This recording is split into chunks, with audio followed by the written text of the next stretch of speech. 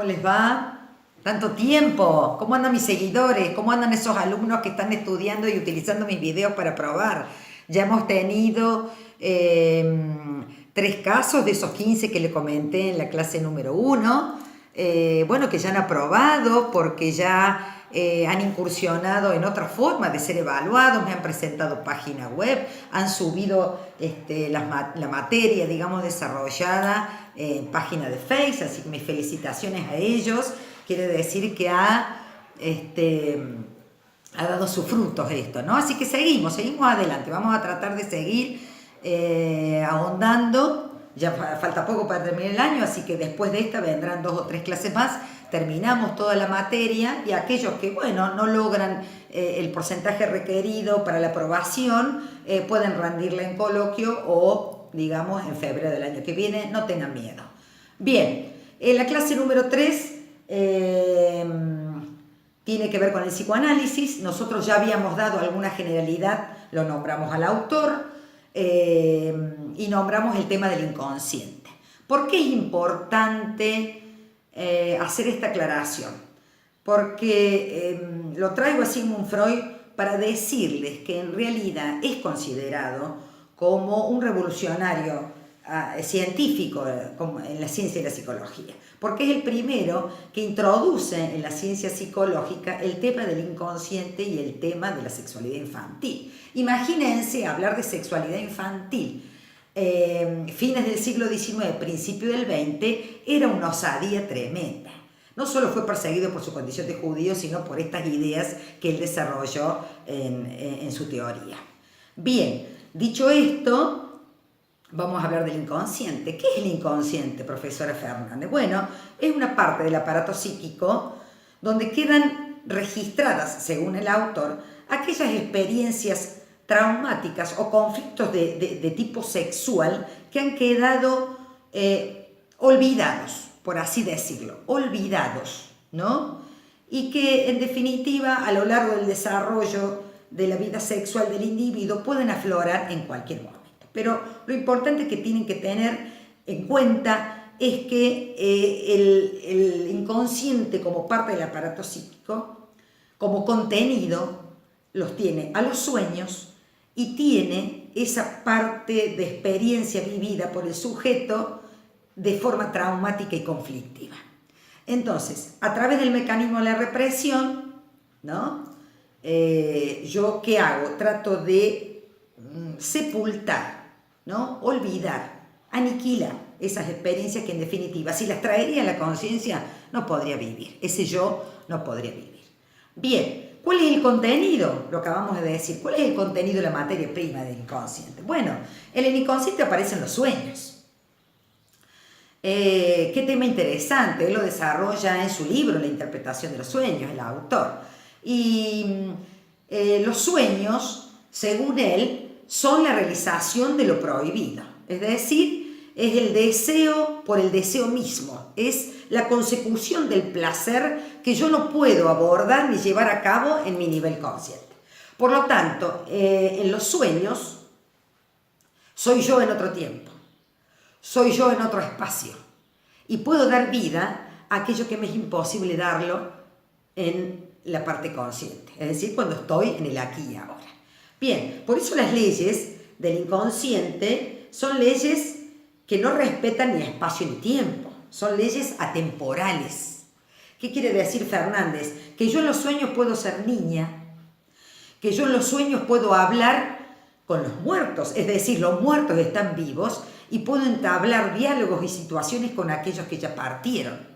En los sueños, si tengo una imposibilidad de comunicación en mi vida presente y consciente, ¿no? Puedo soñarme dando una conferencia exitosa y ser aplaudida por mi oratoria. Es decir, que ayornamos a lo que dice Freud en el sentido de que los sueños son la posibilidad de aquellos deseos que no puedo llevar a cabo, ¿no? Cuando estoy en mi vida consciente, ¿no? Puedo enamorarme de alguien que en la vida consciente me es imposible hacerlo, es decir, amores prohibidos. Es decir, no tengo leyes ni de espacio, ni de tiempo, ni de contradicciones. Todo se puede, no hay censura. No hay nada que me prive de vivir esa realidad en el sueño. ¿Está claro? Muy interesante. ¿Qué otro contenido tiene el inconsciente? Los actos fallidos. Los actos fallidos, ¿qué son, Fernández, los actos fallidos? Bueno, son manifestaciones que surgen y afloran. Es decir, ¿no me dice que son inconscientes? Sí, pero afloran. Y yo no soy consciente de que afloran, ¿no?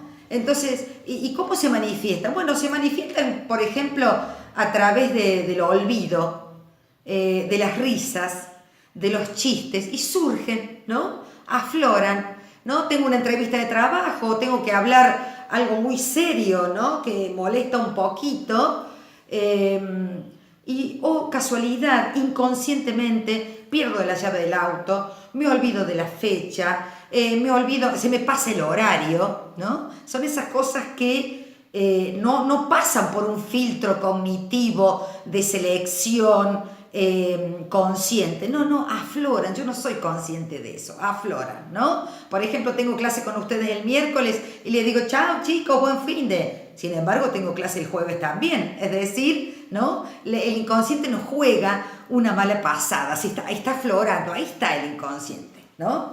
Bien, por ejemplo, tengo que decirle a mi pareja, a mi amado esposo, que ya no lo amo más.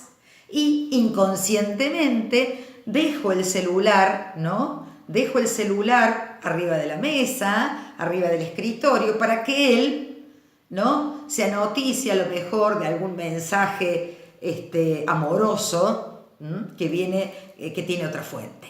Entonces, ¿cómo le digo yo? Son estas manifestaciones, o por ejemplo, me puedo olvidar de saludar o invitar a mi cumpleaños a esa amiga que en realidad con la cual no tengo mucha empatía, me olvidé de invitarla para el cumpleaños, me olvidé de invitarla para una fiesta. Es decir, es el inconsciente que nos está jugando todo este tipo de manifestaciones, bien, de las cuales no soy consciente, por supuesto.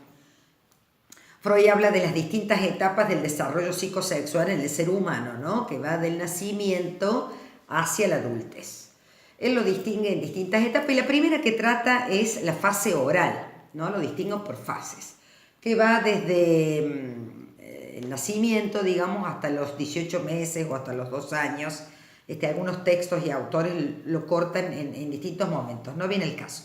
Lo que viene al caso ahora es decir que las características de esta fase es que la boca se constituye en el órgano sexual por excelencia, es decir, la zona erógena. Es a través de este órgano donde el niño siente placer. ¿A través de qué Fernández siente placer? A través del chupeteo, a través de llevarse el dedo en la boca, a través de tomarse del pecho de su madre para alimentarse. Es decir, que todo su mundo lo va conociendo a través de este órgano, ¿no? Fase oral con esas características. Inmediatamente después aparece la parte o la fase anal, donde el órgano por excelencia es el ano. Entonces, ¿por qué el ano, Fernández? Y porque siente placer. ¿Cuándo? ¿En qué? En retener y expulsar, digamos, los esfínteres. Y acá en esta etapa Fernández le gusta decir que en realidad parece como que existiera una incipiente personalidad ya que va incipientemente apareciendo, porque lo utiliza ya de una forma de manipular a los papis, ¿no? Agradando y desagradando. Es decir, cuando quiere agradar, alegrar, o cuando quiere manifestar su enojo, ¿no? Entonces, esta pequeña libertad que ella tiene, ¿no? Cuando entra a controlar sus esfínteres, a dejar los pañales, todo eso, bueno, siente placer desde ese lugar y también empieza a manipular psicológicamente. Bien, de los 3 a los 6 años aproximadamente aparece la etapa fálica.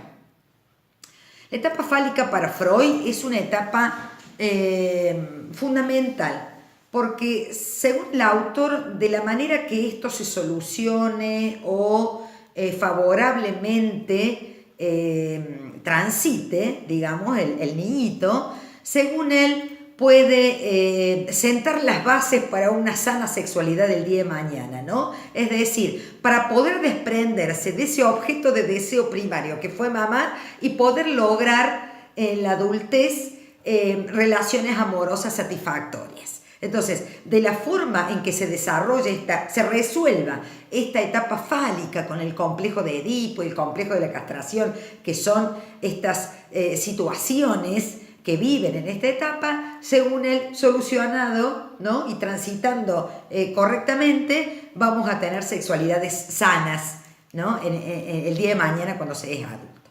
Bien, en esta etapa es muy importante. ¿Por qué falo? Bueno, porque el falo es la representación psíquica del pene, ¿no? Y entonces acá, lo primero que ustedes van a encontrar como característica, que empieza la diferenciación de los sexos, es decir, aparece la idea de lo femenino y lo masculino. ¿Y por qué, Fernanda? Y porque anatómicamente ellos se observan y se ven diferentes. ¿Me explico? Es decir, ustedes cuando observen a niñitos de 3 años y más, evidentemente la curiosidad los invade totalmente. Y entonces viene la realidad. La niña se siente, es decir, la niña se siente con una desilusión, como que se siente incompleta. Es decir, esa percepción que tiene la niña, según el autor siempre, es una cuestión de incompletud. Es decir, se siente incompleta. A su vez el varón, él piensa que todos tienen falo, que las mujeres y los hombres tienen falo. Quiere decir que cuando ve a su hermanita, por ejemplo, y se da cuenta que no tiene, aparece como esta cuestión de la angustia de la castración, ¿no? La angustia de la castración, es decir, algo habré hecho para no tener y yo sí. De esas realidades van a surgir lo que es las identificaciones sexuales y las identificaciones psicológicas. ¿Y por qué, Fernández? Bueno, esta incompletud que siente la niña al no tener falo, ¿no? Y sentir que su madre es incompleta como ella, hace que su objeto de deseo hacia su madre, que es el primer objeto de deseo y de amor de un niño, se traslade hacia el padre, ¿no? Ahí tenemos como una identificación sexual que le va a servir para el día de mañana, ¿no? Es decir, esa incompletud, ese sentimiento de inferioridad por no tener falo, es decir, por no tener pene, y sentir que su madre también lo tiene, hace que ella desplace ese objeto y focalice en el amor de su padre. Es ahí como, según Freud, se va gestando las bases de una identificación sexual con el sexo opuesto. Y a su vez, digamos, el varón, ¿no? El varón siente que ante esa realidad de las niñas que no tienen falo, aparece esta angustia que puede llegar a ser castrado. Entonces, según el autor, renuncia al amor de su madre. Renuncia al amor de su madre porque aparece la figura del padre, que es la figura del que dice no, el que aparece la ley. Es decir, la figura del padre en la teoría psicoanalítica es una parte muy fuerte, ¿no? Porque siente las bases después de lo que va a ser el super yo el día de mañana. ¿Qué el día de mañana? Inmediatamente después de esto. Es decir, aparece la figura del padre como la censura, como la culpa, como el no, ¿no? No a mamá, mamá es mía, ¿no? Es decir, esta cosa de censurar la posesión por parte del varoncito hacia su madre. Entonces, fíjense todos los contenidos que tiene la etapa fálica para el desarrollo sexual para más adelante, según el autor. Vuelvo a insistir siempre, según el autor. Es una teoría y así la transmitimos, con el mayor respeto y tratando de ser lo más fiel. Esa es una identificación, digamos, sexual. Y la identificación psicológica se establece porque en realidad, buscando el amor de los progenitores, es decir, ¿cuál es el incipiente razonamiento, si se podría decir así, de lo que piensa el niño, ¿no? Si papá ama a mamá, bueno, pues yo me voy a parecer a mamá para recibir el mismo amor de mi padre que le otorga a ella. Es decir, entonces empieza a desarrollar, imitaciones, ¿no? La niña se quiere parecer a su madre, pero eso tiene una intencionalidad. Es decir, quiero recibir el mismo amor que papá le da a mamá hacia mí, ¿no? Es decir, y lo mismo pasa con el varoncito. Es decir, si mamá ama a papá, pues yo me quiero parecer a él, ¿no? Para recibir ese mismo amor. Es decir, cómo en esta etapa fálica se van configurando tanto identificaciones, y eso queda registrado, ¿no? Este carácter simbólico de las representaciones parentales son fuertísimas, son fuertísimas. Bueno, y esta cosa de la identificación psicológica, voy a parecerme a, o identificación sexual, ¿no? Como yo me voy separando de ese objeto de deseo primario que es la madre, para luego ir separándome y poder llegar a focalizar en otro objeto de deseo, en otro objeto de amor, de deseo, distinto a mamá y papá. Bien, muy interesante. La etapa que sigue es la etapa de latencia. En esta etapa, ¿por qué se llama latencia? Porque no pasa nada. Sexualmente, es decir, la libido está quieta, ¿no? Los intereses están focalizados en qué, Fernández, en el colegio, en las amistades, en los juegos. Es decir, pues eso es una etapa latencia porque no pasa nada, ¿no? Sexualmente hablando como actividad de la libido de ese pequeño. No significa que no siga habiendo curiosidades y preguntas, y más en estos tiempos, ¿no? Como están tan estimulados. Pero, digamos, según esta teoría, etapa de latencia. Lo que importa es la escolaridad, ¿no? Como ya dije, ¿no? Los amigos, la carpeta, los estudios, ¿no? La escuela en sí. Bien, y después entramos ya a la etapa genital, de 12 en adelante, es decir, los órganos sexuales se transforman, ¿no? En una zona erógena por excelencia, y acá ya se configura, digamos, la posibilidad de focalizar, ¿no? En un objeto de amor distinto de papá y mamá, por supuesto, eso ya prácticamente ha sido superado, es decir, una atracción, ¿no? Hacia el sexo opuesto y una erotización de los órganos sexuales tanto femeninos como masculinos. Se supone que ahí ya ha habido sepultamiento, ¿no? Del complejo de Edipo, el complejo de castración, y aparece, ¿no? Este incipiente super yo con la figura del padre, es decir, lo que podés hacer y lo que no debes hacer, ¿no? Bueno, estas son las etapas del desarrollo psicosexual que presenta Freud para su estudio. Continuando con la teoría psicoanalítica, vamos a decir cómo Freud presenta la explicación del aparato psíquico presentando, valga la redundancia, sus dos teorías, ¿no? Una la presentó en 1913 y la otra la presenta en 1925. La primera, él muestra que el aparato psíquico está formado por tres sistemas, ¿no? El sistema inconsciente, el sistema preconsciente y el sistema consciente. Se puede decir instancias, sistemas, es indistinto. Hay unos autores que tienen esta denominación y otros autores que tienen otra denominación. Bien, el sistema inconsciente ya lo vimos, ya lo hemos tratado,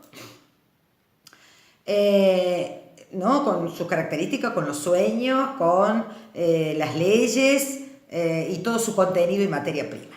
El sistema preconsciente, ¿qué es el sistema preconsciente? Bueno, es otra parte del aparato psíquico y está contenido por aquellos recuerdos, fantasías o pensamientos que, si bien no están en el inconsciente, tampoco están en el consciente, pero son recuerdos que yo puedo evocar. Es decir, es como que están, digamos, que tiene algún filtro. Es decir, yo desde el nivel consciente puedo evocar esos recuerdos. Usted cuando dice, no me acuerdo de esta fórmula, lo tengo en la punta de la lengua. Usted cuando tiene un examen trae a la conciencia aquella fórmula o aquel relato o aquel texto que tiene que volver a reproducir en una prueba. Es decir, el preconsciente aflora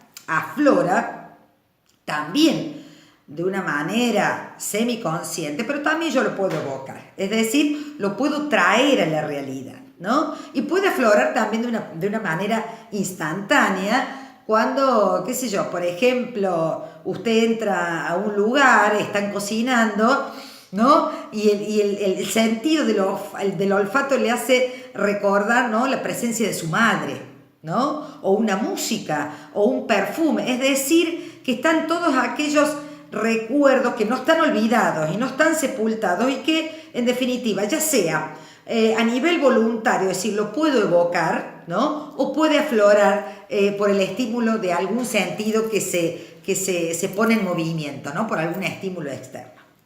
Bien, y después tenemos el sistema consciente. El sistema consciente, digamos, es el aquí y ahora, es la realidad. Es todo lo que yo percibo a través de los sentidos, lo que yo siento, huelo, veo, pero que también tiene un trasfondo, es decir, no solamente la información que me otorgan los sentidos. Digamos, lo consciente también es consciente aquella elaboración que yo hago a través de eso. Es decir, que cuando yo percibo, estoy percibiendo el olor, el color, pero también puedo percibir, según esta teoría, lo que yo tengo en el preconsciente y el inconsciente. Es decir, como que la percepción está también influenciada, ¿no?, por recuerdos, por sentimientos, por biografía y por historia familiar. Es decir, no nos confundamos. Yo puedo estar en el aquí y en el ahora, yo puedo estar influenciada, ¿no?, por todos los estímulos que estoy recibiendo a nivel consciente, pero también yo puedo estar haciendo una elaboración y mi percepción va a estar influenciada también, ¿no?, un poco por el inconsciente y un poco por el preconsciente.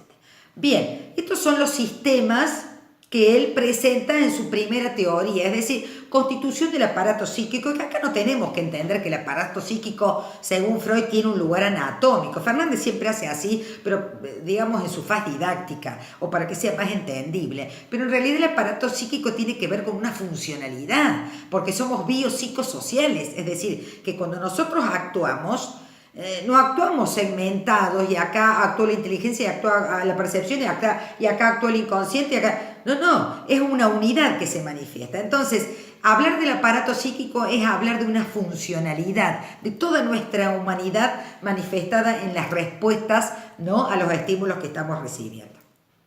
Eso para aclarar, porque uno siempre hace así. Bueno, ya sabemos que con las neurociencias el cerebro tiene en las distintas funciones y en los distintos sectores, digamos, un lugar para el lenguaje, un lugar para lo afectivo, pero no estamos hablando de neurociencias ahora. Estamos diciendo que el aparato psíquico, según Freud, tiene que ver con una funcionalidad y no con un lugar anatómico y fisiológico de espacio, ¿no?, de dónde lo vamos a ubicar. Bien, esa es la primera presentación de su teoría. La segunda la dividió en el yo, en el ello y el super yo, ¿no? Entonces, decir, bueno, ¿qué es el yo? El yo no es un pronombre personal como ustedes en algún momento en las pruebas me ponían, ¿no? El pronombre personal gramatical no es este tema. El yo es una parte también del aparato psíquico que se maneja con el principio de la realidad. ¿Por qué, Fernando? ¿Y por qué es el aquí y ahora? ¿Estoy despierto? ¿Estoy consciente? ¿Estoy durmiendo? No. ¿Estoy bajo el efecto de la droga? No. Estoy aquí, con todos los sentidos alerta, ¿no? El yo es la parte ejecutoria, la parte decisoria, la que tiene que tomar decisión. ¿En qué, Fernández? Ya lo vemos, ¿no? Principio de la realidad, aquí y ahora. Todos mis sentidos abiertos, alertas. Y toda mi percepción trabajando también, ¿no? Bien. ¿Qué características tiene el ello? Otra vez, el ello no es la tercera persona del plural gramaticalmente hablando, es psicoanalíticamente una parte del aparato psíquico que se maneja por el principio del placer, es decir, esa tendencia natural del ser humano a buscar el placer y evitar el displacer. ¿Está claro? Bueno, entonces cuando yo les pregunto en la prueba, ¿quién tiene más ello? ¿Quién tiene ello? ¿Los niños, los adolescentes, los jóvenes, los adultos? Obviamente ustedes me tienen que contestar, ¿y quién tiene más ello, profesora Fernández? Son los niños. Acuérdense que acabamos de hablar, ¿no?, de su sexualidad infantil y es placer por placer. El niño busca, ¿no?, el placer es puro ello, no sabe de obligaciones, no sabe de super yo, no sabe de normas, es puro placer, ¿no? Bueno, acotación al margen, podríamos decir que en estos tiempos que vivimos puede ser que los jóvenes y los adultos también estemos constantemente buscando el placer y evitar el displacer. Sí, señor, sí, señor. Quiere decir que eso también se ha podido hacer como laxo, ¿no? Como la slide, como hacen las nenas ahora en la slide. Bueno, eso es flexible. Ahora, ¿no?, los jóvenes adultos y adultos un poco más allá, mayores, siempre estamos buscando, ¿no? Y es como que nos estamos, en alguna manera, y permítanme este permiso, ¿no?, como volviendo a la adolescencia, ¿no? En esta posmodernidad, en esta adolescencia tardía, parece que los adolescentes y los jóvenes buscan cada vez menos responsabilidades. Bien, un comentario. Y después tenemos el super yo. ¿Se acuerdan, no? En la época que se fue generando el super yo, ¿no? Cuando ya va terminando el complejo de Edipo, va terminando la etapa, digamos, fálica, y aparece esta figura del padre, y Fernández dijo, va a aparecer la figura del padre, que simbólicamente va a querer configurarse ya la ley, la censura, lo que podés hacer y lo que no podés hacer. El super yo son todos aquellos mandatos sociales que hemos incorporado de niños, ¿no? En esta cosa de tener que ser buen estudiante, tener que ser buena persona, tener que ser honesto, ¿no? Como cargas emocionales que han puesto su sello, ¿no? Y que nos han marcado de alguna manera, ¿por qué no decirlo? Y han determinado una cierta personalidad.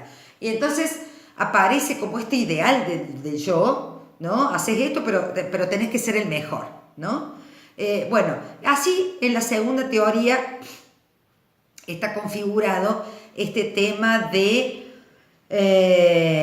la conformación, ¿no? Del aparato psíquico. Primera teoría, inconsciente, preconsciente y consciente, y el yo, el super yo y el ello. Bueno, ¿y qué función tiene esto, Fernández? ¿Por qué me lo está explicando? ¿Por qué es importante?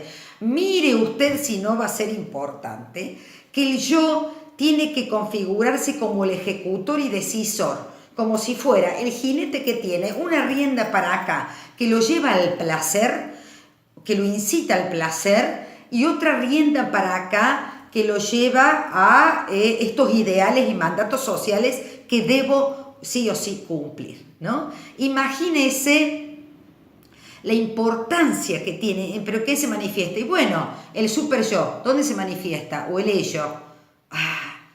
Tengo que rendir el lunes, sí, pero...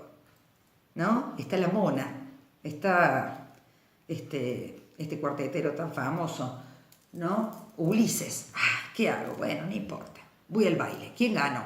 El ello, el placer, ¿no? La responsabilidad afuera. Es decir, en esas situaciones el yo tiene que estar trabajando todo el tiempo. Y le da tanta angustia trabajar al yo, tanta angustia le da trabajar al yo, que utiliza recursos para defenderse de la realidad.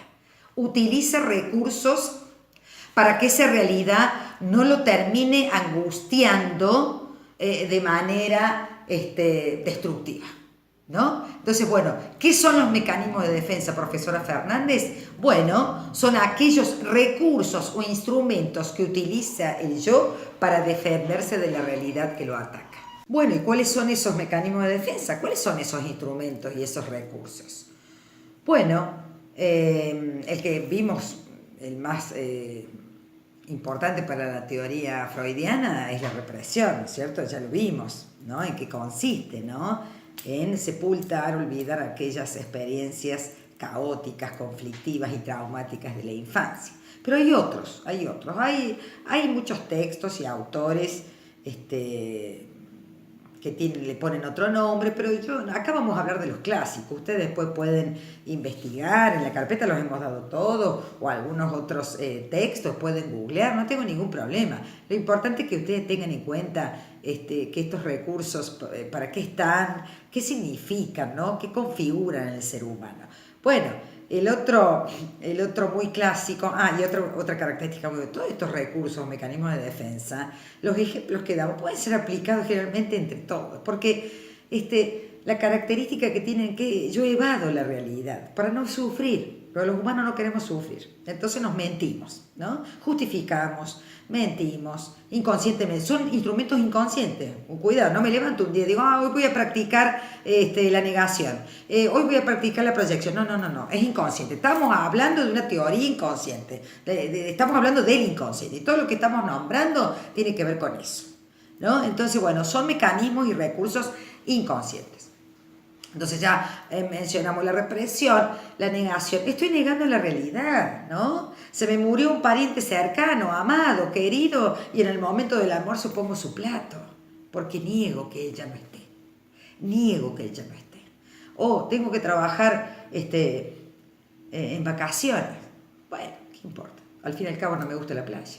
Es decir, ¿no? Esta cosa de negar que en realidad estoy viviendo un momento traumático, conflictivo y triste, ¿no? Hay otro que es la regresión. ¿En qué consiste, Fernández? Y la misma palabra lo dice. Regresar a épocas donde vos fuiste feliz. Regresar a momentos donde fuiste el centro de algo y de alguien. Ejemplo clásico de todos los textos, ¿no?